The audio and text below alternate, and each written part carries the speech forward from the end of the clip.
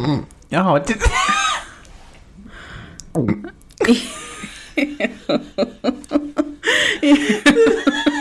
Did that. I'm funny. Oh, God. God cannot save you now. Is that a threat? It's not a promise.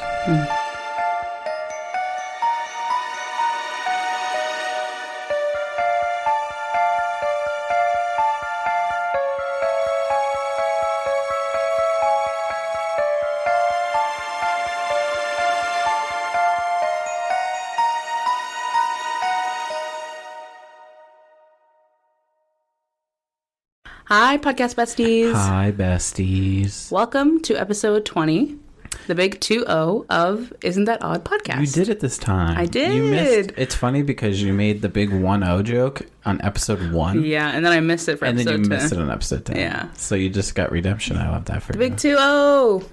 Insert applause. Woo! You can actually, when you edit, you should insert fake applause. I should. Yeah, ready? Go.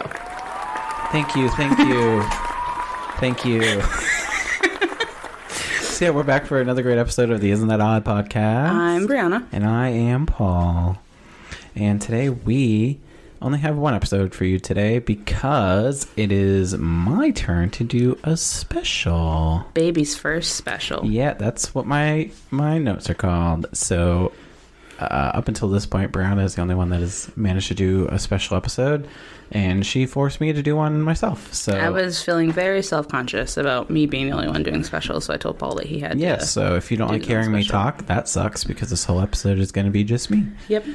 Which I doubt it, because your storytelling I feel like is better than mine. I'm just very self-conscious about my storytelling. I feel like yours is better than mine. I'm self-conscious about mine too. I feel like I just blow through mine.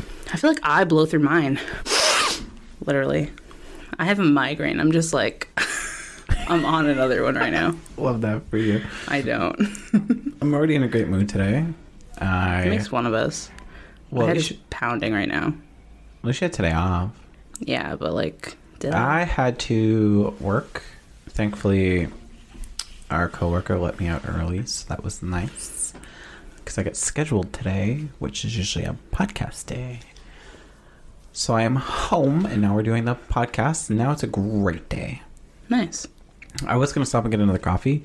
But you know, after you've had a coffee and you think about having another coffee and you're just like, ugh, that was me. That was me. I was going to get another one for this migraine, but I've already had 2 today. And I was like, You've had 2 already? Yeah, because I was trying to check all the boxes for why my head hurt. So I took medicine, I drank water, I had caffeine, I ate food.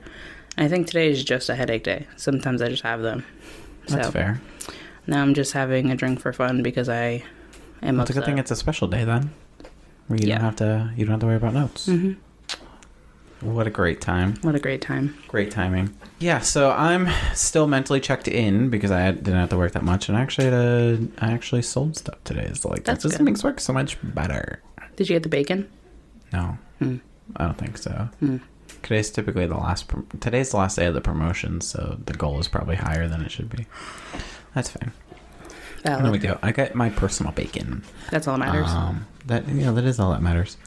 But other than that, I have nothing exciting that's gone on since last time. I don't know if you have, but I know I haven't. I don't think so. I did have therapy since last time we've talked. Oh, you did? Mm-hmm. We talked about how I don't know how to process my emotions the right way, which I already knew, which is fab. So we're working on that, identifying my emotions, which is something I've talked about in the podcast before. I think how sometimes I'm like, oh, that's like a secondary emotion. Like, what's the primary emotion? So we're working on that, which is fab. Yeah, love that for me. I love that for you. I had to cancel my therapy appointment. I was supposed to have one last Tuesday, but yeah, the whole schedule. No, it wasn't last Tuesday. What am I talking about? It was literally supposed to be today. But the time of the appointment was when I was supposed to be at work, and I was like, sorry. So that was fun calling a big hi. I called extra early in the morning too. It was like 8 o'clock, and I was thinking I'd get off easy and I could just leave a message and she wouldn't hear, and it would just be easy. But no, the phone rang twice. She's just like, hello. And I was like, fuck. So I was like, hi, it's just me. I have to cancel my appointment. Were you within the window so you didn't have to pay $200? Thankfully. Okay, She was like, just let me know. She's like, if anything comes up, because she was booked all this week, all next week. So she's like, if anything comes up, I'll let you know. And I was like, don't worry about it. For those who don't know, Paul doesn't like his therapist. Don't say that. What if they listen? Well, if they're a good therapist, they won't listen without your permission. Touche. Lauren doesn't listen without my permission. But they don't even know I have this. But wouldn't that be funny if they were already a listener and they're like, wait a minute. That'd be fucked up. We're not manifesting that. But yeah, we're working on it. My mental health will get better. I'm not worried about it. One way or another. For better or for worse. Through the bad times and the good. Through sickness and health. Amen. Hallelujah. With that, I don't really have much of an open. So usually I do like a fun, like, and you've got that for me too, where we do like a fun little intro. You hate them now. Well, it's not even that I hate them. It's just this. There wasn't really one I could make for this case that sounded, that just, it just, I don't feel like this is one I can really make one for. I actually don't know what makes case sense. you're doing at all. I know that Noor sent you, like, obviously, like, research. I made it a point to, like, not look at the email, obviously, so I could be surprised. I have absolutely no idea what you're doing. I mean, it it is one of the few that I have ideaed. I'm making that a word. Ideaed down. I hate it. Idea. This is one of the ones that I already had planned, if you will, that I wanted to do for a special, and I was like, you know what? Now's the day. So today is that day. So I only know that it's 9 pages of notes. That's all I know. yeah, there was a lot of notes, and there's probably even stuff I'm going to miss because I omitted some stuff because it was just getting long. And I was just like, I don't need this being a super special because the super specials are what Breana and I tag team on, and so this isn't one of those. So I gave you all the decent stuff. That'll be like Jack the Ripper and like the Zodiac Killer. Those are coming. Where there's some true crime angles, some like true conspiracy angles. This one, this case probably could have been a super episode. It could have been. Is it what I think it is? Most likely, it could have been one that we both could have tag teamed. Is it your favorite case ever? Yes. I don't know if favorite is. That includes like a little snippet of your queen. Yes.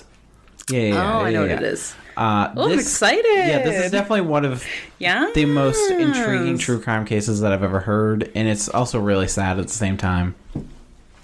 And there's some funny aspects to it too that we'll get into later for like conspiracy wise, but that I briefly touch on. But yeah, welcome to my first episode. Welcome to my first special. Let's get into it. Wait, let's officially. The floor is yours, my dear. Thank you. So, to begin, let us transport back to August 9th. Bacon, tomato, lettuce. BLT. I had a BLT for lunch today and it was so good. And pasta salad. And pasta salad and mozzarella sticks. From Cool Cone. If you live in Wareham, you know. I don't live in Wareham, so I don't know. So, let us transport back to August 9th of 1990 in the good old city of Atlanta, Georgia, at the Northside Hospital, to be more exact. This is the birth time and place of a beautiful new soul, JonBenet Ramsey. Her presence has graced the life of her parents, Patricia or Patsy Ramsey, and JonBenet Ramsey, as well as her 4 siblings, brother Burke Ramsey, which is her full-blood brother, and some half-siblings, her half-brother John Andrew Ramsey, half-sister Melinda Ramsey Long, and half-sister Elizabeth Ramsey. I didn't know she had 4 siblings. I thought she only had the one. Yeah, so she has 1 blood brother, which is Burke, and then 3 half-siblings. Also, when you said her mother's name, Patricia, have you ever seen the movie Split? Yes. That was Patricia. That was Patricia. Good movie. Patricia! Great movie. Fun fact, JonBenet's name is actually a combination of her father's first and middle name, JonBenet, and her middle name, Patricia, being that of her mother's. If you don't know Now you know. JonBenet's father, John, was a businessman who was the president of Access Graphics, which was a computer software company that later became a subsidiary of Lockheed Martin, which, if anyone doesn't know, because I didn't know, is an American aerospace, arms, defense, information security, and technology corporation. In the 90s? Like today. So he was the president of Access Graphics, which was eventually became a subsidy of Lockheed Martin, which is that company. I was going to say, that's advanced for the fucking 90s, dude. Yeah, no. That's like, more so today. I was like, hello? What did he know that no one else knew in the fucking 90s? Dude has like top secret security clearance, so we don't even know. He might. True. John's first marriage ended in divorce in 1978, which is where JonBenet's half-siblings come from that I mentioned earlier. In 1991, this is when John would move in with Patsy and the family, including JonBenet, to Boulder, Colorado, where his company, Access Graphics, was headquartered. Now, for Patricia or Patsy, JonBenet's mom, she was actually known as a pageant girl herself. Patsy had actually won the Miss West Virginia beauty title in 1977. Additionally, even her sister Pamela won Miss West Virginia as well in 1980. West Virginia. Take me home to a place I belong. West Virginia. That's all I know. JonBenet's mother background in beauty pageants is exactly where her success in pageants come from. That should actually be our intro. What? Singing that song? Mm-hmm. Great. While attending High Peaks Elementary School, JonBenet would be entered into multiple beauty pageants at the reign of her mother, who had the typical pageant mother behavior. Think dance moms. Dance moms moms. I'm thinking, what the fuck? Honey Boo Boo. That's what comes to mind. Oh, I went straight to like Abby Lee Miller. Like, wasn't Honey Boo Boo in pageants? I think so, or something along those lines. Yeah. JonBenet would go on to hold a number of child beauty contest titles, including America's Royal Miss, Colorado State All-Star Kids Cover Girl, Little Miss Little Miss Charlevoix, Michigan. Oh, I was right. Yeah. Little Miss Colorado, Little Miss Merry Christmas, Little Miss Sunburst, and National Tiny Miss Beauty. That's a mouthful. Say that 3 times fast. That's a mouthful, that's a mouthful, that's a mouthful. For her last pageant on December 17th of 1996, taking place in Southwest Plaza in Denver, Colorado, JonBenet would perform Rockin' Around the Christmas Tree and model a few different outfits. As JonBenet did best, she certainly rocked that contest and would go on to be crowned Little Miss Christmas and win yet again another medal for talent. Coming off this high of another pageant win, JonBenet would go into the following week like any other child, excited for Santa Claus and gearing up for his arrival. The sad truth around this is, unfortunately, the universe wouldn't have gifts in her cards this Christmas, as on the evening of December 25th of 1996, at the age of 6 years old, JonBenet would gasp her last breath of air and sadly leave this earth. A long, handwritten ransom note would be found in the home, with her father, John, finding her body in the basement of their house 7 hours after reported missing. She was found to have a sustained broken skull from a blow to the head and had been strangled with a garrote tied around her neck, which, for context, is essentially just another word to describe an item used for strangulation. Whether it's like a rope, a scarf, something like that. I was like, what's a garrote? Yeah. Just a way to strangle people, basically. I went to high school with someone named Garrett. Differently spelled, but sure. I was just about to say his name, and I was like, shouldn't say that.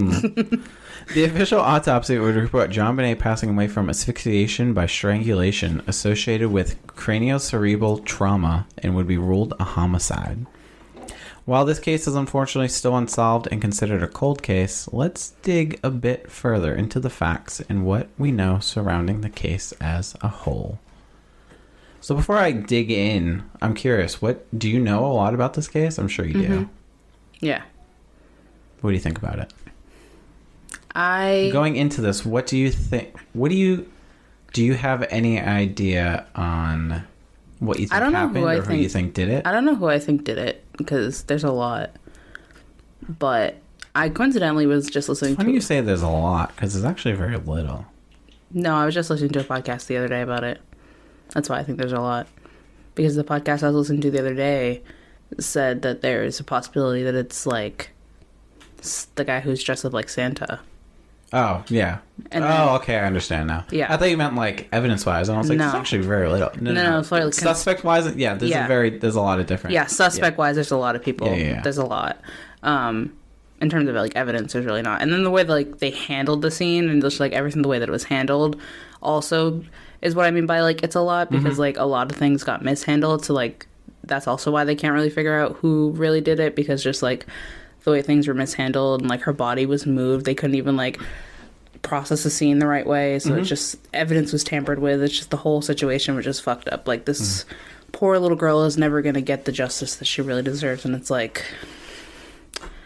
I don't know. So I don't know who really did it. We'll never actually know who actually did it. Oh, no. Not a chance. No. But yeah, I was just curious what you knew, what you thought.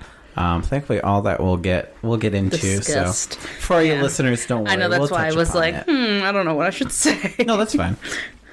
We'll touch upon everything, so it's okay. All right. So as with any true crime event, we're going to first start with, of course, the evidence.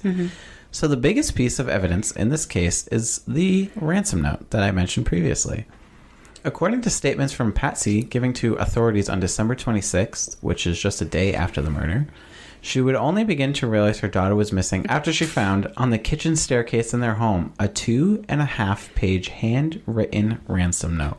This note would go on to demand $118,000, which converted to today would equal $220,177. I love that we just automatically convert it now because we're like, how much is that? Yeah. So I just get ahead of the curve and I just do it. Because one of the notes that I did for one of my upcoming stories, I automatically converted it to because I was like, we're going to ask. It's just in our brains at this point. So, which was strangely nearly identical to what John's Christmas bonus was from the previous year. This, of course, was brought up to police from John himself. John bringing this up was to suggest that someone who is behind this crime obviously had access to this kind of information. This led police to investigate several theories behind the dollar amount, which consisted of looking at Access Graphics employees who may have known of John's previous bonus amount, as well as some religious sources to determine possible relevance, as the note made references to Psalm 118. What is that? Don't know, girly. I'm very far from a religious girl. I thought about looking up, and I was like, no. I don't care, girly pop. Yeah, no. If you do religion, the look on your face when you knew I was going to ask what it was and you didn't know what it was just the funniest thing. Very far. I actually, fun fact, have to go to a church on Sunday, and I'm very unhinged about it. Oh, I was like, for what? Church. I mean, wedding. No. So the wedding... I have to go twice in a row? Wait, you Saturday I have to go for church? a wedding, and then Sunday I have to go for a baptism. Oh. Wow. Oof. You're gonna walk in? I'm gonna turn to ash. A flame. Flaming homo during Pride? Love that. You're a flaming homosexual. Additionally, during Pride Month? Babe. That's homophobic. Just a little bit. I So believe they're going to make you go into a church during Pride Month. You could say no. It'd be within your rights as a... anything's within my rights, babe. It's June. Anything's within your rights. I can get away with murder. Whip out your rainbow... Even murder. Whip out your rainbow shoelaces and be like, it's Pride. That's it. You can't say anything back to me because I'd be homophobic. Not during Pride. Show up in a rainbow head-to-toe ensemble. Make them uncomfortable. I'm not against it. I have rainbow bow tie and suspenders and everything. Of course you do. Okay, you're a hater. I am. Yes, thank you. So yeah, Patsy found the ransom note. John realized it was like his bonus, and then they started investigating employees of his job because, you know, who would know about the bonus besides people he works with. And then there was some religious whatever in the note that I don't know about. So they were asking some religious people what the connection would be. So additionally, the ransom note strangely seemed to echo film dialogue from the films Ruthless People, Ransom, Escape from New York, Speed, and Dirty Harry. The strangest thing revolving around this ransom note was how uniquely long it was. The FBI would tell police that it was very unusual for such a note to be written at the crime scene, and this got police raising their eyebrows. They started piecing together information what the fuck? They started piecing information together and felt confident that this ransom note wasn't a spur-of-the-moment thing. Instead, it was staged. The ransom note being incredibly long, mixed with no fingerprints besides Patsy's and the authorities who handled it, and a strange use of exclamation marks and initialisms, made it really easy for police to conclude that this murder was planned out and certainly was not spur of the moment. That's also me when I write emails. A strange use of exclamation points. Same. I have to go back and delete some and replace them with periods because I'm like, I don't want to seem too... No, I don't. I'm like, hey, exclamation point. Come get this, exclamation point, exclamation point. You have until this day, exclamation point. I never do more than one, but every sentence ends with an exclamation point. I'm just so excited. You're really enthusiastic. I'm so excited. I'm so quirky and different. So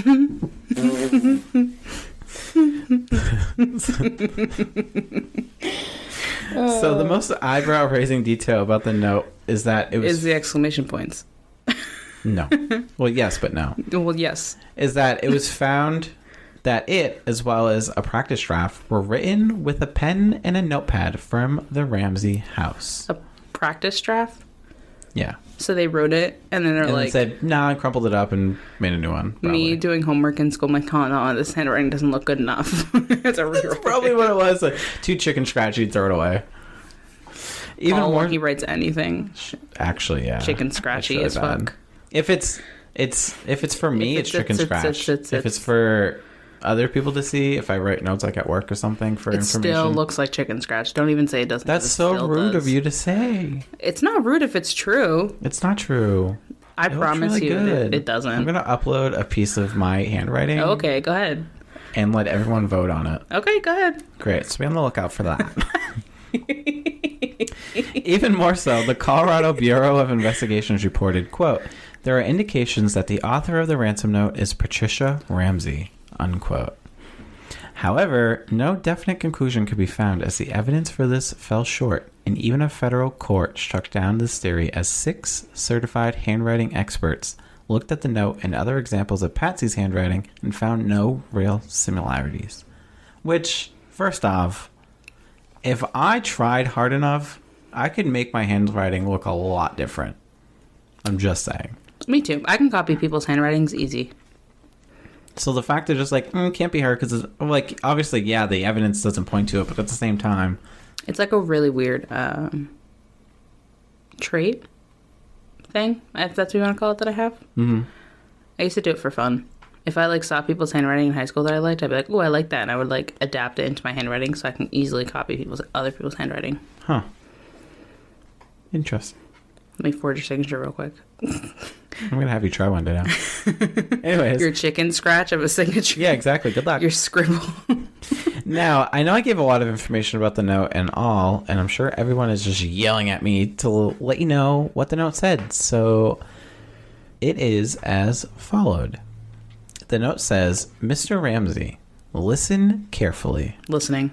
We are a group of individuals that represent a small foreign faction. We do respect your business, but not the country that it serves. At this time, we have your daughter in our possession. She is safe and unharmed, and if you want her to see 1997, you must follow our instructions to the letter. I wasn't even born yet. Sorry. I was 3 years old. Oh, you're old. Okay, dude.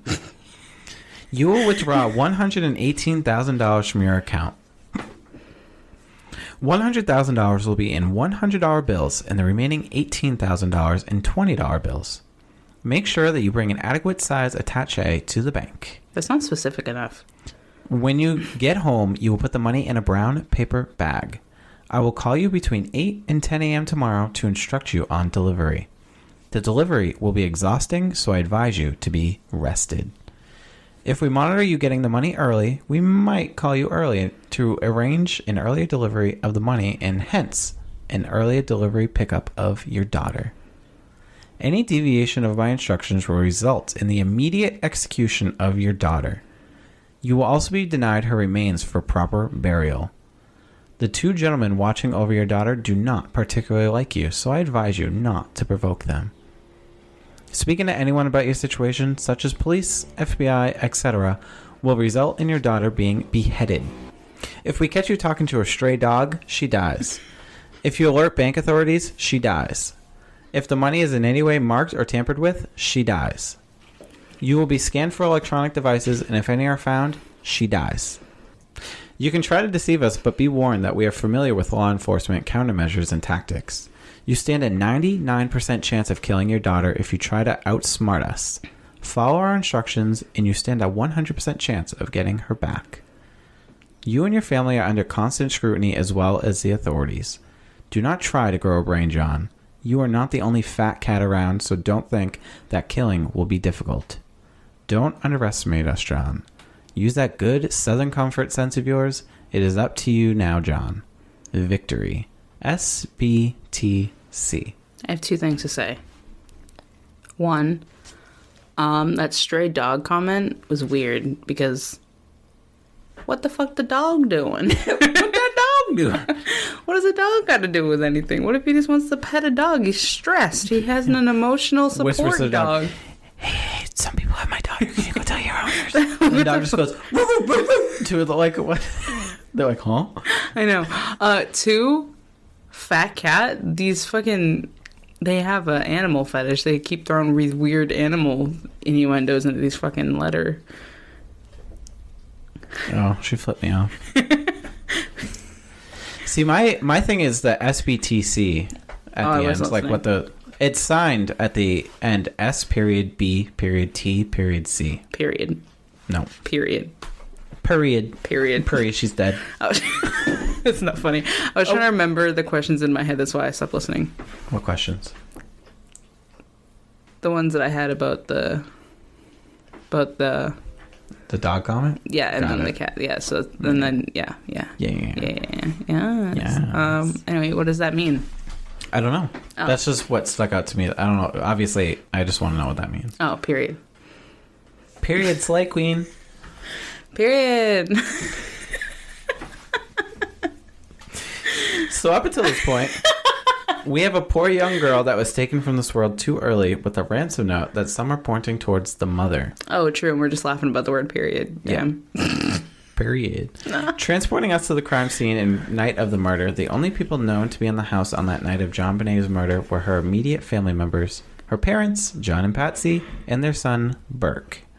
Following the timeline of events, although the ransom note explicitly stated not to contact police, Patsy said, I'm doing it anyways, and phoned the police at 5:52 a.m. Following this phone call, Patsy would also go on to phone family and friends and let them in on what is happening. YOLO, I guess. So she said, ransom note, don't care. Calling the police. 3 minutes after the 911 call, the police would find themselves at the Ramsey residence and would go on to conduct a cursory search of the house, leading to no findings of forced entry anywhere. One of the police officers, Officer Frank Rich, would sweep the house and find himself in the basement looking for any exit routes that the kidnapper could have used. Once in the basement, he approached a door that was secured by a wooden latch, and having paused for a moment to look at the door, realized this couldn't be an escape route, and turned around. What Officer French didn't know is behind this exact door is where JonBenet Ramsey would later be found. However, before we get to the discovery, it's worth noting at this time as well, John was making arrangements to pay the ransom. Additionally, a forensics team was dispatched to the house and only cordoned JonBenet's room to prevent evidence contamination, but no other part of the house was preserved, with friends, victim advocates, and even the family's minister arriving at the house and, just cleaning surfaces in the kitchen, around the house, potentially destroying evidence since this was thought to be a kidnapping and a room where she last was the only important area. But even if it's a kidnapping, though, they have to get through the whole house. No, I know. I'm saying that very sarcastically in the sense of they're just fucking dumb because they got here and they're like, oh, she was last seen in her room. She was taken from her room. We'll just, tape off the room and that's it. Not the rest of the house where the person potentially could have walked through. Who cares about the rest of the house? Just corner off her room. Yeah, I mean, it's the 90s. They do have teleportation. Yeah. Yeah, hashtag Project Pegasus. We already know. Peg. Yeah. Mm-hmm. Yeah. So that kind of... This already goes back to the comment you made where they tampered with a lot of evidence and things got screwed up and, yeah. Yeah. So we can already see how well this investigation is going to go. This brings us to around 8 a.m. Boulder Detective Linda Arndt? Yeah. Boulder Detective Linda Arndt would arrive at the house waiting for further instructions by the kidnapper. If we remember back, John had gotten the money they asked for, and the ransom note stated between 8 a.m. and 10 a.m. they would reach out to explain the delivery process. However, the minutes and hours passed, and no contact would attempt to be made by the kidnapper, leaving this part of the plan to run cold. I bet it's because the house was swarmed with cops, and they said no cops. Just I was going to say, who would think, not abiding by the ransom note would... Who'da thunk? Who'da thunk? Who'da thunk? They said, don't even talk to a stray dog. And Patsy said, bet, I'm going to tell everybody and the mother. What's the dog doing? Beep, boop, boop, bop, boop, boop. Not the beep boop. I'm pretty sure that's part of a TikTok. What that dog doing? Beep, boop. And it goes to like the Mr. Krabs with beep, boop, boop, bop. I'll find it for you later. I have no idea what you're talking about. I'll find it later. Okay. Now, at this point, with very little evidence and a ransom note that led them nowhere, the police were starting to get desperate for answers. Around 1 p.m., a detective on site, Detective Arndt, would go on to ask John and a family friend, Fleet White, to go around the house and search for anything seeming amiss. I mean, they knew the house better than anyone else in the case, so they would be able to know what was out of place or, what wasn't supposed to be there, or, set up how it was. The two men thought, might as well start from the bottom up, and would begin the search around in the basement. This is when John and Fleet would approach the door that Officer French had glazed over earlier in the morning and unlatch the door to continue their search. This is when, as soon as he unlatched the door and swung it open, he would go on to find his daughter, JonBenet Ramsey, dead in one of the rooms. Her mouth was covered with duct tape, a nylon cord was found around her wrists and neck, and her torso covered by a white blanket.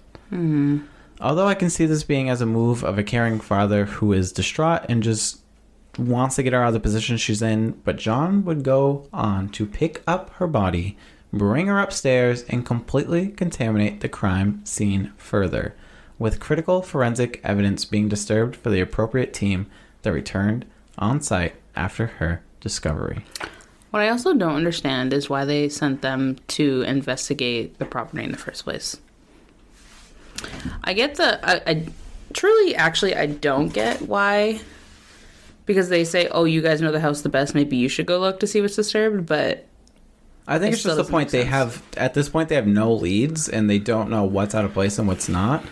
So it's a matter of... But they shouldn't have gone... the house, so... They shouldn't have gone unaccompanied. Yeah, that's true. I agree there. But, if a window is broken and it's not supposed to be, John would know, or, things of that nature. I mean, shoulda, coulda, woulda. It's fucking...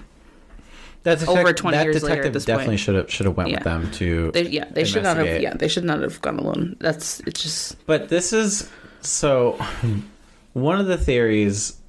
I fully believe the family had something to do with the death, and I'll talk about what theory exactly in a little bit, but the main reason why I think it's true is because even if it was somebody I loved and we were looking for them, I know not to touch the body. I know not to contaminate the scene, because if I do, we're not going to be able to find anything. And if the family had something to do with it, they know where she is. And so they're going to be like, yeah, we'll go search the house. We'll go see if something's amiss. We'll let you know. And then lo and behold, they find the body. And as soon as he picks up that body and brings him to him, police will never know if it was them. If John had did it, they would never know now, because his DNA, of course, is going to be on it, because he picked her up and brought her upstairs to them instead of just leaving her downstairs, where if they left her downstairs and his DNA is on her, then that means he obviously had contact with her before this. So it's just, I think this is all just part of their cover-up plan, to be honest. We'll get more into that. Paul said, don't get ahead of me, bitch. Yeah. I'm getting ahead of myself. Bitch. Bitch. Don't be such a bitch. You're being rude. Cue Kim Kardashian hitting you with her purse. Can't find my diamond earring. Kim, there's people that are dying. I lost my earring in the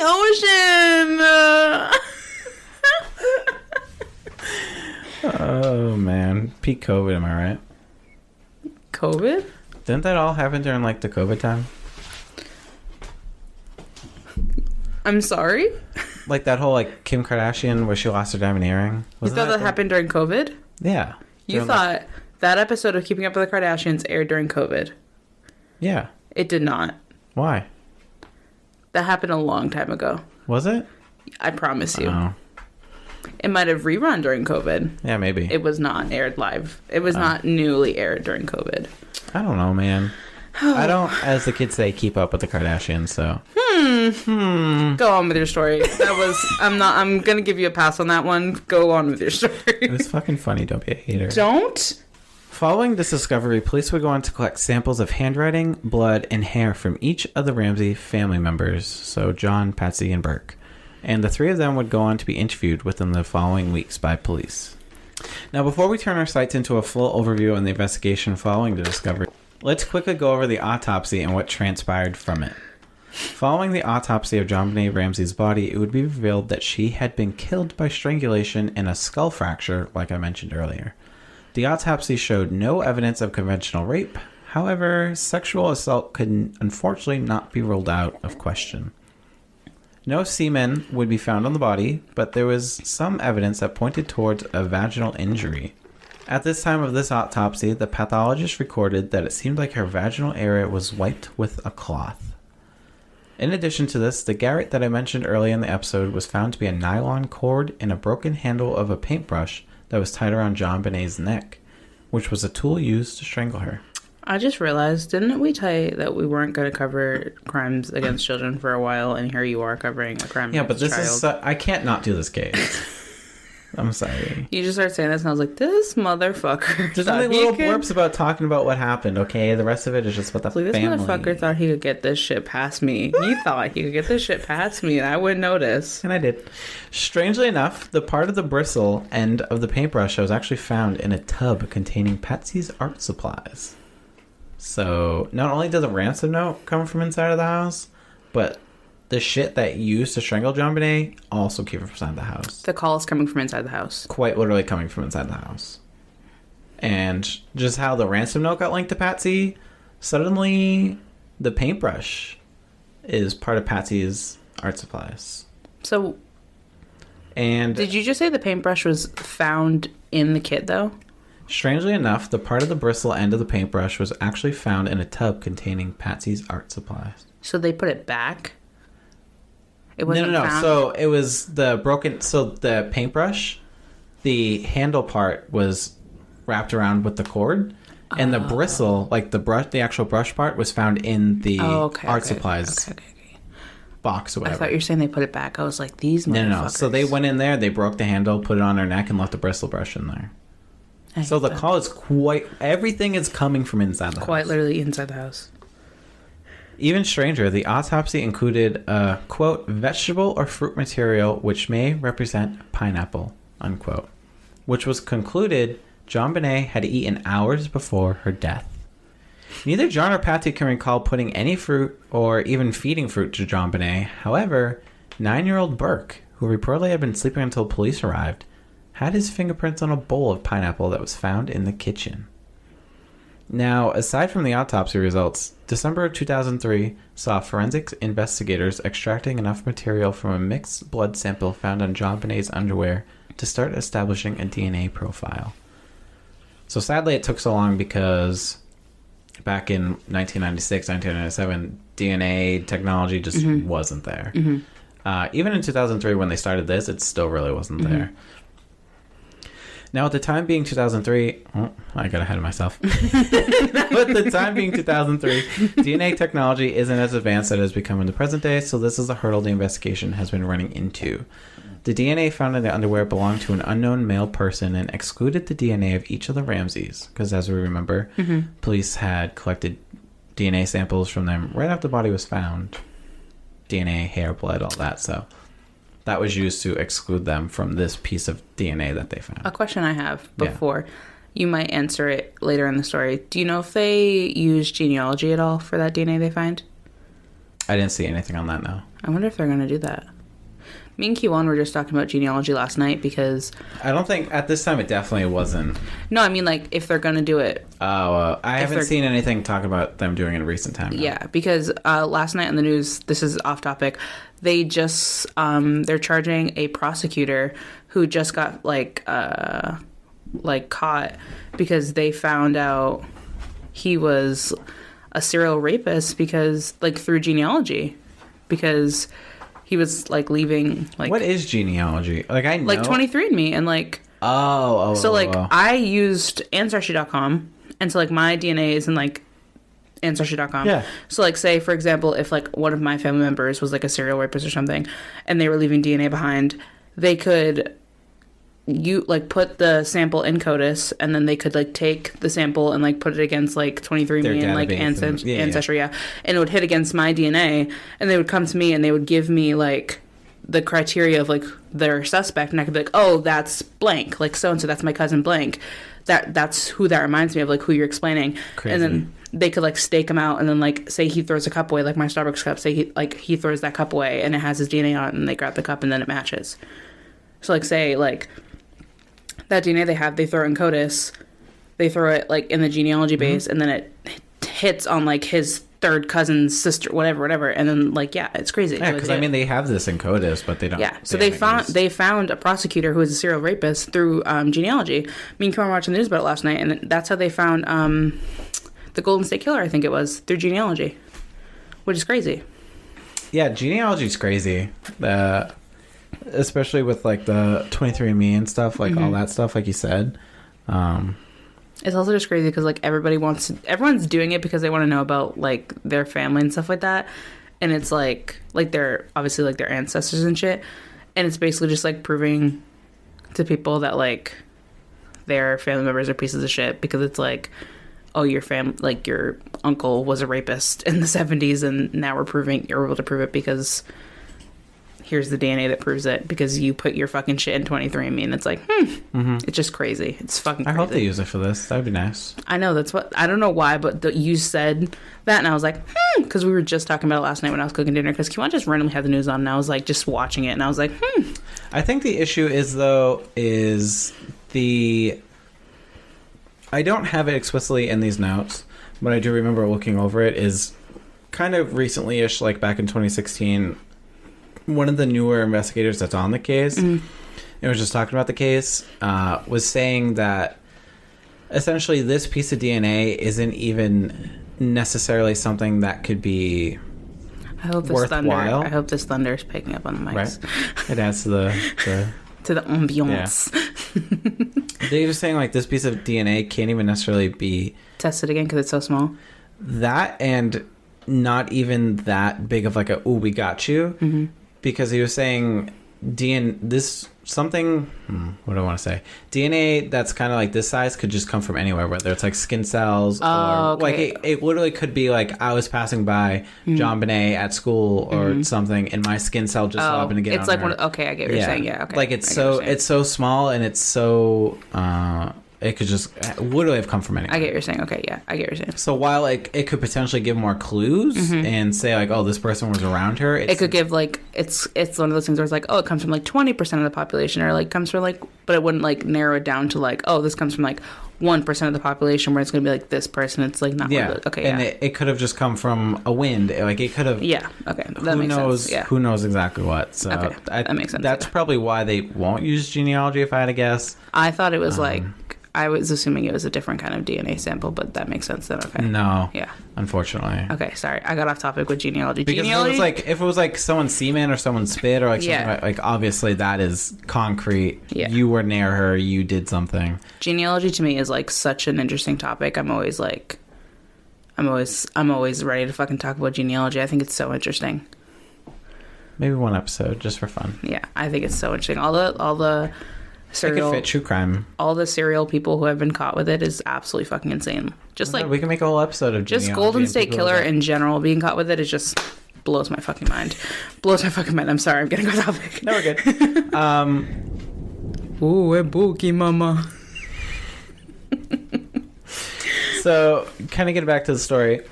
The DNA they found was sent off to the FBI's Combined DNA Index System, which is a database containing more than 1.6 million DNA profiles, but sadly did not turn up any results. As time progressed and technology got more advanced, in October 2016 to be exact, the DNA sample was found to contain genetic markers from 2 individuals other than JonBenet herself. What all this boils down to, between the ransom note, the pineapple, the DNA profiles, and everything in between, is that this investigation is a hot pile of fucking mess. Between potential pieces of evidence being ruined, like John carrying JonBenet upstairs after being found, to people cleaning up the house during the investigation since the bedroom was the only place marked off, just really set the scene for a terrible investigation. A terrible fucking investigation. Miserable. Hot fucking garbage. Does not surprise I wasn't me expecting you to say that. You said that, I was like... That's when you're like, yeah, it was a terrible investigation. I was like, Just the way you said it, I was like, I just wasn't expecting. On top of all of that, as forensic pathologist Michael Baden said, damn, I'm so stupid. Because I thought I didn't put in my notes, but clearly I just did because I'm about to read it here, so that's funny. On top of all that, as forensic pathologist Michael Baden said, quote, trace amounts of DNA can get on places and clothing from all different non-suspicious means. There is no forensic evidence to show that this is a stranger murder, unquote. I'm funny. What does that mean? So that just means what I just said, that this piece of DNA is just kind of like a trace amount of DNA, and it literally could have come from anywhere. So this isn't a piece of evidence that could show, like, this is a stranger. Like, a stranger came in the house, broke in the house, kidnapped, and killed her. This DNA does not show that because it could have come from anywhere. So, again, calls coming from inside the house. Calls coming from inside the house. Yes. Throughout this whole case, different departments and head... I'm going to name the episode that. The calls coming from inside the house. Throughout this whole case, different departments and heads of said departments had such varying conclusions and theories, but what it all boils down to is too much contamination happened, too much critical evidence was destroyed. In this case, it's just impossible to pin a culprit or culprits on because of such. Still considered an active homicide case per Boulder police chief, with no real big revelations or updates to bring us any closer to figuring out who exactly committed this crime on the beautiful soul of JonBenet. That's a nice boulder. That's a nice boulder. I just realized that you've been saying boulder this whole time, and I was like, wait a second. Yep. That's not a boulder. It's a rock. Used to ride these babies for miles. Yeah, the JonBenet case is so frustrating. And I think that's exactly why I want to really pin it on the family. Yeah. But we're going to get into the theories. So I was going to say, let's go. So, some of the theories. With this case still unsolved, investigators seemingly nowhere close to an end, and answers on what exactly happened on December 25th of 1996. Let's get into some theories and suspects that are top of the list of the whodunit. The first main theory, which I have touched upon already, and one that I personally believe is the case, as I've mentioned several times already, is the family member theory. Now, as you remember, when this case was first being crafted, the Boulder police almost exclusively focused on the parents, John and Patsy, as being the culprits of this crime.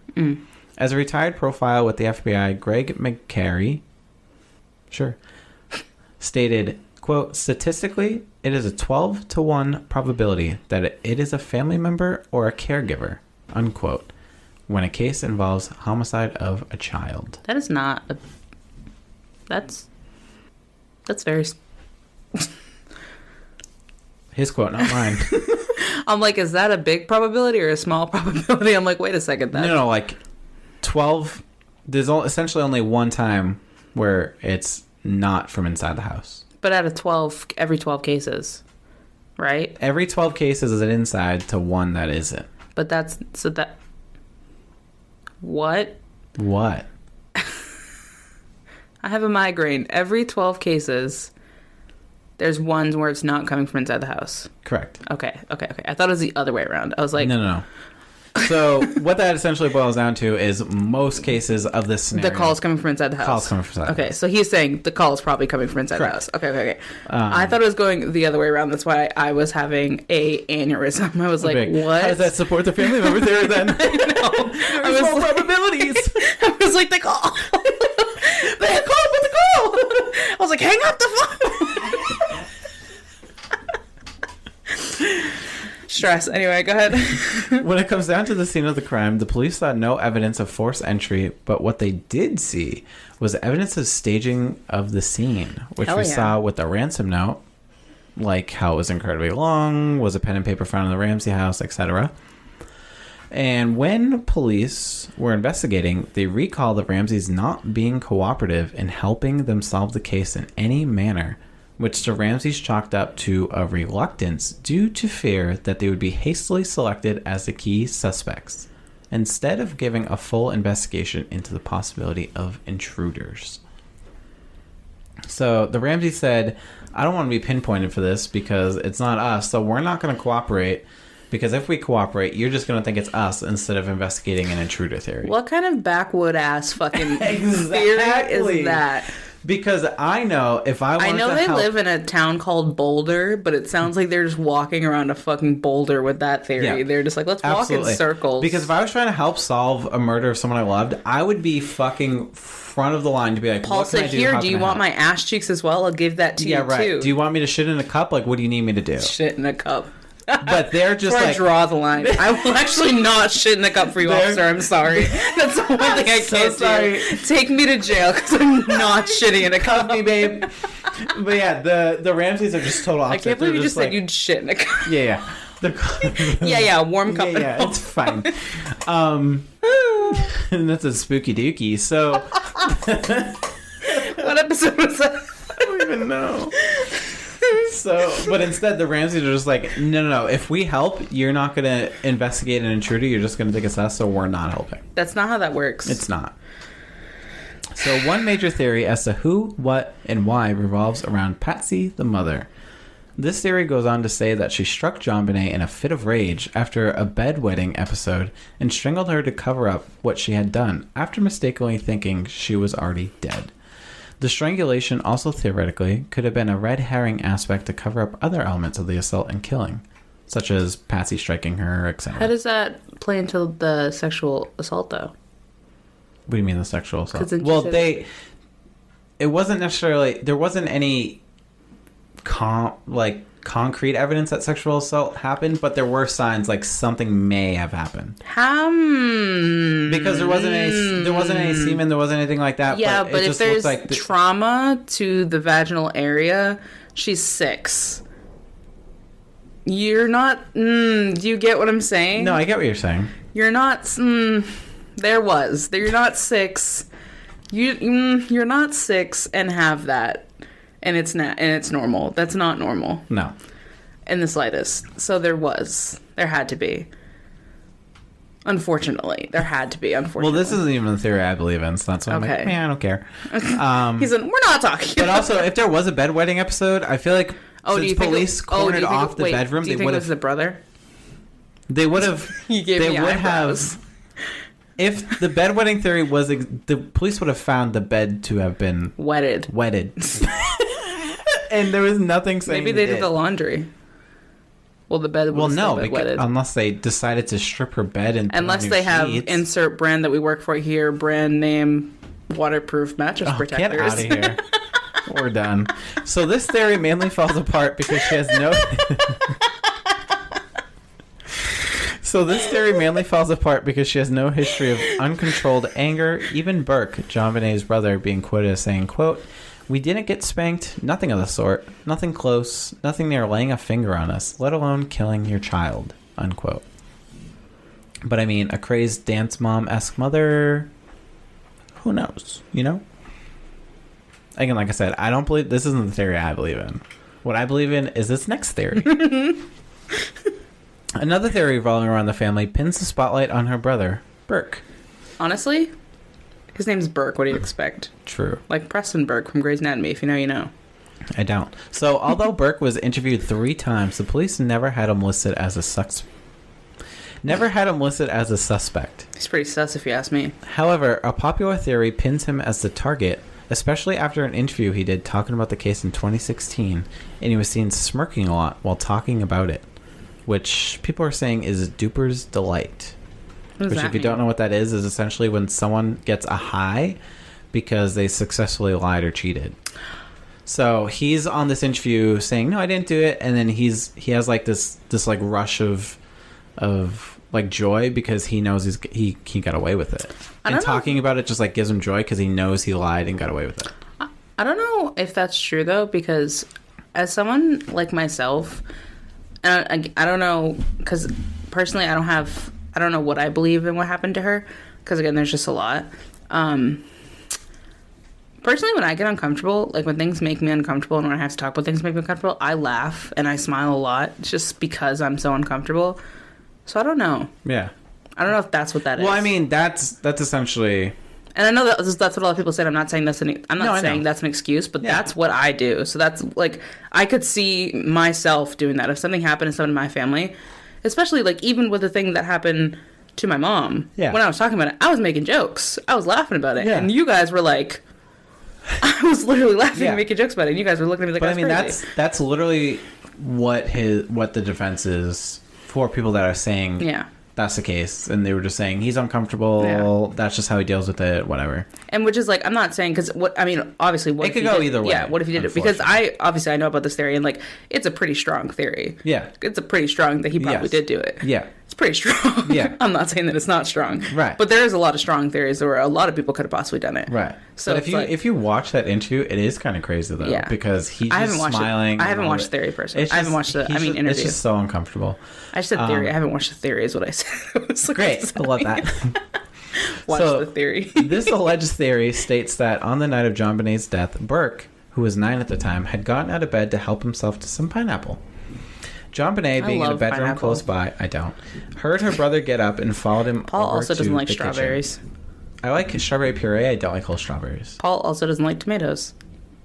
I like ketchup, but I don't like tomatoes. Paul's also a child. I like onions. You don't like onions. I don't like onions. Yeah. That's the one thing I don't like out of the list you just named. This is where Burke would prepare and eat the pineapple, and JonBenet allegedly would steal a piece. Same. According to the theory, when she stole that piece of pineapple, Burke would go on to lose his temper and strike JonBenet. This theory holds some merit, as it would explain the pineapple found in her autopsy and the fingerprints of Burke's on the bowl of pineapple found. Enough with the eyebrows. Additionally, one woman who claimed to be a friend of the Ramseys reported to The Sun that Burke had been known for having emotional outbursts. I mean, for me, when I wake up in the middle of the night, I'm already irritated and irritable. So, although never to the point of something to this standard, but if he's known for outbursts already and you add sleepiness, grogginess to that, you know what I mean? You know what I'm saying? I can see why you believe in this theory, though, because, of course, if they lose one child, they're going to do everything they can to protect the other. So this theory would wrap the parents in the case as well, as they would help set up his entire scheme to cover up what Burke had done. Also, they got money. That too. In 1999, the Colorado grand jury voted to indict the parents. However, in the end, the district attorney refused to sign the indictment due to insufficient evidence for prosecution. Additionally, in 2008, all of the family members would be exonerated due to the DNA found in the underwear not matching any of theirs, as I mentioned earlier. Were you about to say 2008? I don't even know what I was trying to say. So, I believe in this murder. I believe in this theory because I truly believe that's what happened. I think he went to have that pineapple. She stole some because she's like, ooh, pineapple. And he was just like, nah, bitch. And hit her over the head. And basically knocked her out and killed her by accident, not meaning to, because he's already known for outbursts. And like you said, the family's like, oh my god, we lost a child, what are we going to do? We don't want to lose the other one, so they stage it all. And then that would wrap in to why John was in the basement picking up her daughter, bringing her upstairs, because he probably brought her downstairs while Patsy wrote the note. And then, they found John's fingerprints on JonBenet. That's because he brought her fucking upstairs. You know? You know what I'm trying to say? Is that all you have for theories? No. Okay. But this is the theory that I personally believe. Do you have Santa? I mention it, but not like the full Santa theory. is our whole theory regarding Santa. It's just that Santa and possibly the dad were assaulting her for some time.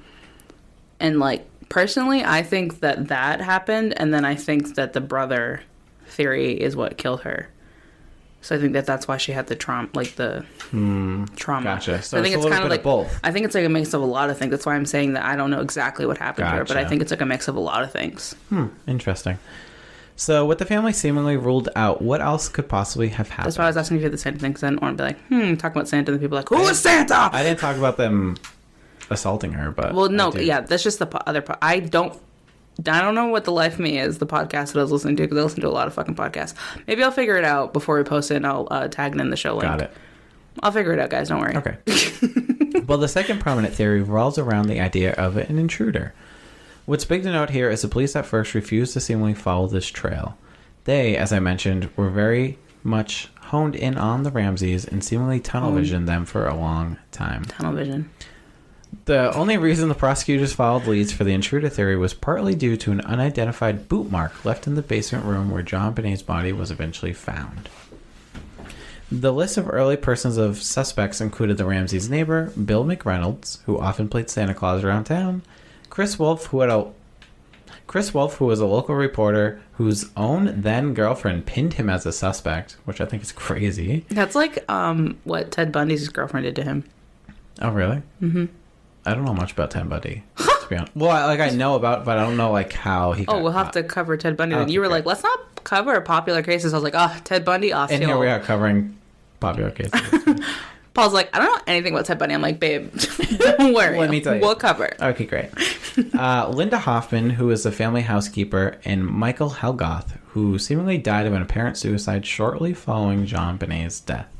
So I just think for him, they thought this man committed suicide way too close to when JonBenet died, and he knows her and all this stuff, so they thought he could be a suspect. Did he leave like a note that had anything to do with it? No, I think they just knew that man was just tired of living, and they're like, hey. Yeah, they're like, you have a connection to the family, and you committed suicide not too long after JonBenet died? He was just tired of living, and they're like, suspicious, and he was like, I'm depressed. It's depression. He was like, I'm depressed for other reasons, and they were like, suspicious. The Lemonhead from Adventure Time, unacceptable! That's the police in Boulder. Now, Lou Smith, who was a detective on the case. Did you say his name is Lou Smith? Lou Smith. Like Will Smith, but his clothing is loose? Lou? Lou. There was no loose there.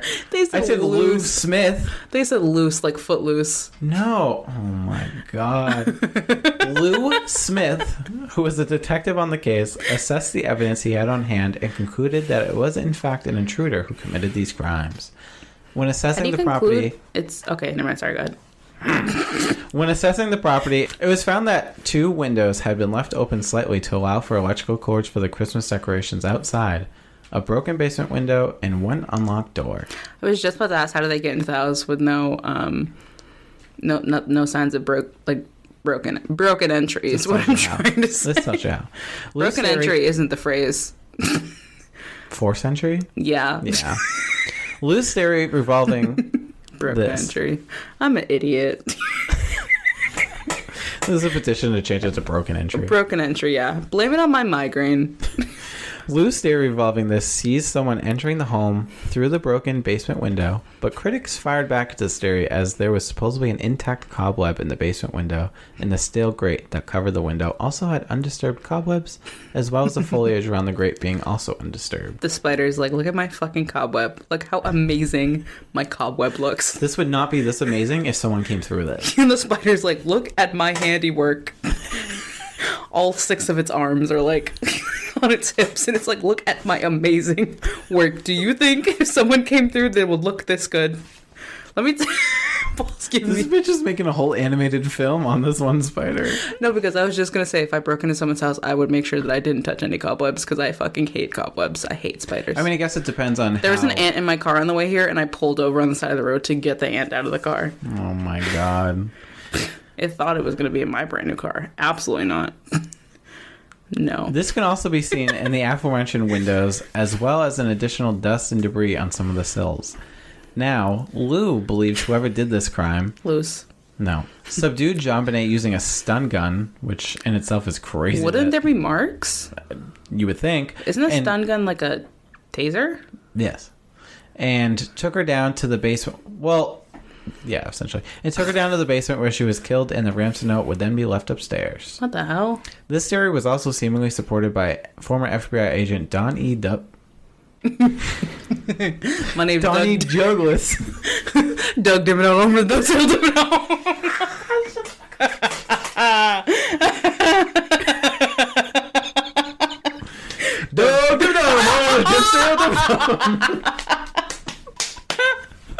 Jesus Christ.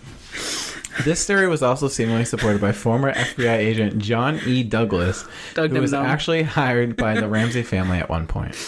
The other popular theory revolves around JonBenet attracting the attention of child pornographers and pedophiles due to her success and time in beauty pageants. This theory is supported... Huh? That got dark really fast. This theory is supported by the findings of more than 100 burglaries in the Ramsey's neighborhood in the months leading up to JonBenet's murder, as well as there being 38 sex offenders living within a 2-mile radius of the home. Wasn't there a guy who had a picture of JonBenet in his wallet, too?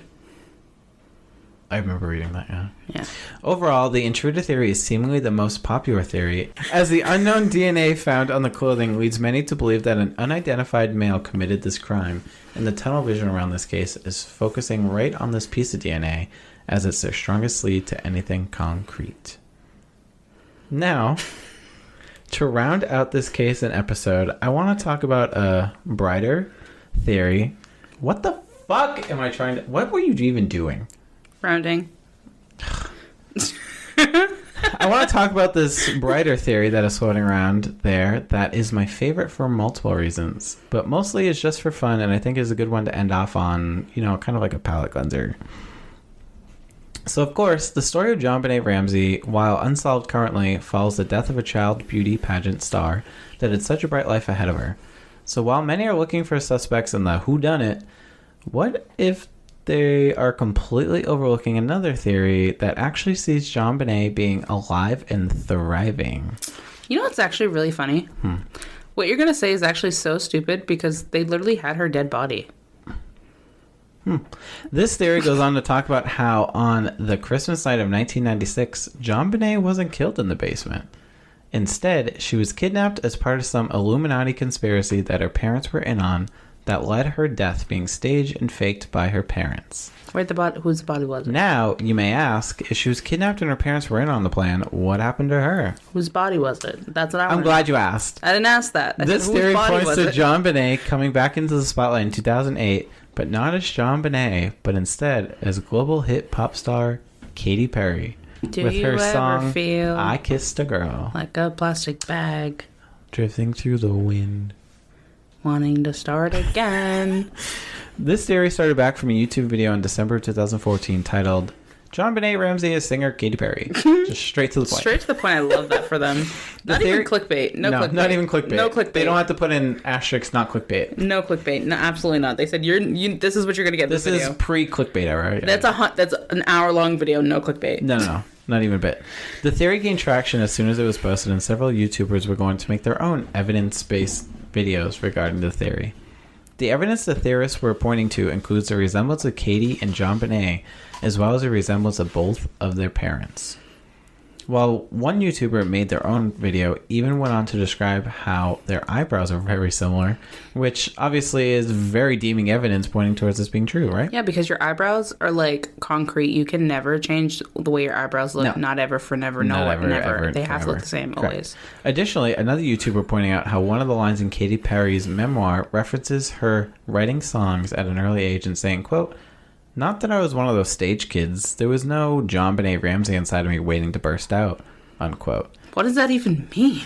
Some may think if she really was JonBenet, why would she say something like this? Well, that is because the Illuminati is really good at putting clues hidden in plain sight.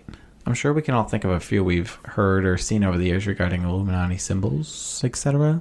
Like literally Sam Smith. One eye triangle. Yeah. No, literally Sam Smith and Kim Petra literally doing that performance at whatever fucking music show that was. They're just really good at putting stuff right in front. So why wouldn't Katy Perry come around saying that? Yeah. It's right in front of her face, just like everything else. Yeah. When it boils down to it, though, this theory, however fun and sees a brighter end to the story, is sadly easily debunkable.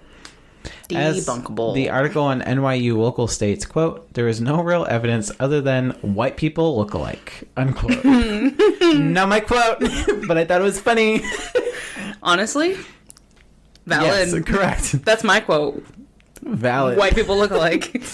Dash, Breana Siders. White people look alike. Additionally, if we were to really dig into it, Katy Perry was born in 1984, which would have left her at being 12 when JonBenet was murdered. As in 2001, Katy Perry released her Christian pop album Katy Hudson when she was 17, and JonBenet would have been 11, which would have been glaringly obvious, as that is a huge age gap, and you'd be able to tell. Let's be real. If there's one thing to know for sure when it comes down to JonBenet Ramsey's case, it is in fact that she is not Katy Perry, and someone somewhere out there is responsible for what happened to this angel, and hopefully one day, fingers crossed soon, something major gets discovered and the answers to who killed JonBenet Ramsey can be put to rest once and for all. And that, my darlings, is my first special about JonBenet Ramsey. That was good. Thank you. I love that. I'm really proud of that. That was really good. Thank you. I hope I lived up to your standards. You did. Thank you. And I didn't use ChatGPT. I didn't use ChatGPT. I'm so proud of you for that sentence. Thank you. I tried really hard. Yeah, I don't know. I don't know. I feel like there's a lot of conspiracy surrounding this case, but I feel like it's just like some people like look really hard into it, but I feel like it's either her parents had something to do with it. It was either her brother or it was like one or two like people who are close to the family, but it's not like as hard as people are making it seem like it is. Like it's like very close together, and it's like just the way the police handled the case was just fucking the way atrocious. The police handled it, the way John himself. I'm like really curious though if like I wonder if her parents really did like pay off the police, because like there's no way that they just handled it that poorly. And if they did handle it that poorly, why did they handle it that poorly? Like, what is their excuse for handling it as poorly as they did? Because that's something else that I saw when I was listening to a few podcasts. Because I've said it so many fucking times. I listen to so many fucking podcasts. Mm-hmm. But, like, and I've heard it a few times people speculated, like, that they've paid off the police force and that's, like, you know, whatever. Right. Because they had money. So, like, what, like, if they didn't pay them off, like, why did they handle it so poorly? That's a really good question. I mean, the tampering of the crime scene definitely isn't their fault. Mm-hmm. That is on John. But the tampering of it and them just like looking the other way about them tampering it, because they really didn't do anything about him tampering with the crime scene. They kind of just like, is that whatever. A crime in itself? Tampering with the crime scene? I honestly don't know. I feel like it might be. Tampering with evidence. Obstructing a crime scene, something like that. Obstructing evidence, I think, is. Oh, that's probably what I'm thinking of. But I mean, that's evidence. Obstructing a police investigation, I think, is the term. I mean, that's... I don't know. Someone tell us. I feel like that's all pretty valid in this case. I mean, he quite literally took the most important piece of this case and said, I'm going to get my shit all over it. Mm-hmm. But also at the same time, they could have looked at it as like, oh, he's just found his daughter's body. Like, it could have been taken... I think that's what they did was... A lot of people were just like, he just found his daughter's body. Yeah. Of course, you know, that's initial reaction. But also, it's like, why did you send him to find... Yeah. So that's what I'm saying. So many question marks. It's just like, I feel like the whole... We could just talk about this for hours. It's just walking in circles. Because it all comes back to like... It all comes back to the police fucked up. Yeah. But it's like, why did they fuck up so bad? They fucked up so big. And then it's... But it's the fact that she had what I just can't get past is she had pineapple in her stomach, and there was pineapple literally on the kitchen table. I think it's crazy, though. Why is there pineapple on a kitchen table? Because that's not a fruit you keep out. Like, you keep out... Some people keep out apples, they keep out bananas, but you don't just keep out pineapples. I think that's crazy, though, and I don't... In a bowl. Again, you just don't. Forgive me, because, again, I have a migraine. The thing that's crazy though is like they came back from a Christmas party that night, and so she was sleeping in the car, and so her dad or her mom or whoever brought her up and put her in bed. That's what they told the story. They told police, and then they woke up in the morning. She was gone. And so if she came home from the Christmas party, was asleep in the car, and then they put her in bed, when did she have time to eat the pineapple, and how did she get pineapple in her stomach? Like their story doesn't line up with what clearly happened, and it's all none of it makes sense. It's just ridiculous. Yeah, and the fact that pineapple was in the kitchen and Burke just happened to be on it. That's why I think the motherfucker. My opinion, he allegedly did it. Allegedly. Don't come for me, but that is the theory that I believe. Yeah. Allegedly. In my unprofessional opinion. Allegedly. We have to make stickers that also say allegedly. Yeah, that, like you said, I could talk about this for so long just because it's so fucked up.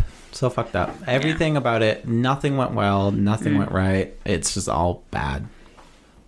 And all I know is JonBenet is gone. And we're, even to this day, nowhere closer to figuring out why. I really hate the way that I understand.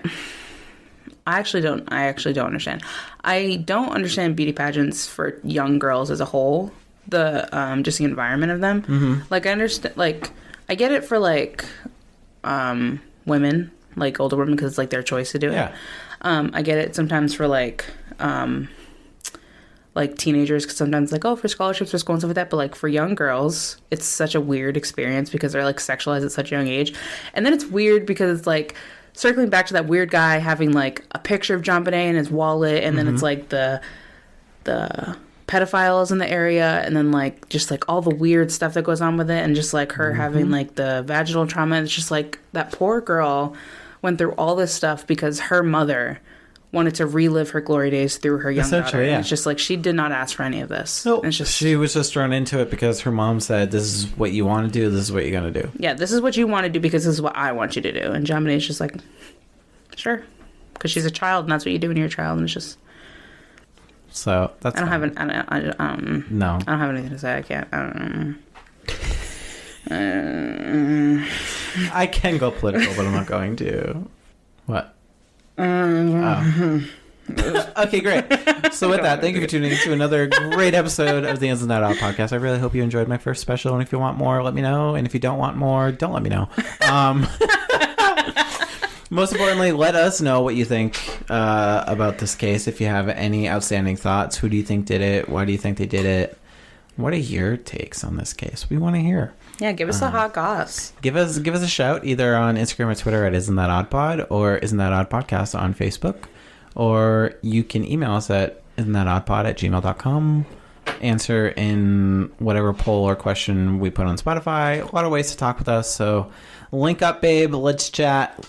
And if you have any ideas or favorite stories that you want us to talk about, whether paranormal, true crime, or conspiracy, that sounded weird. You can find a Google Forms link in the show notes or on our socials. It's all over the place where you can give us some ideas about what you want us to talk about, and we might just talk about it on a future podcast. Paul doesn't even need his end of episode script anymore, and I'm so proud. I'm so fucking good at my job. I'm so proud. Thank you. I'm so proud. But yeah, we hope you enjoyed it. We'll see you next week on a new episode of the podcast. And until then, don't be a douchebag. Don't be a dick. Be a menace. Do great things. Make sure you girl boss a bit too close to the sun today. Do the do. Do the do, but don't do it in a cup. All right. Goodbye. Bye.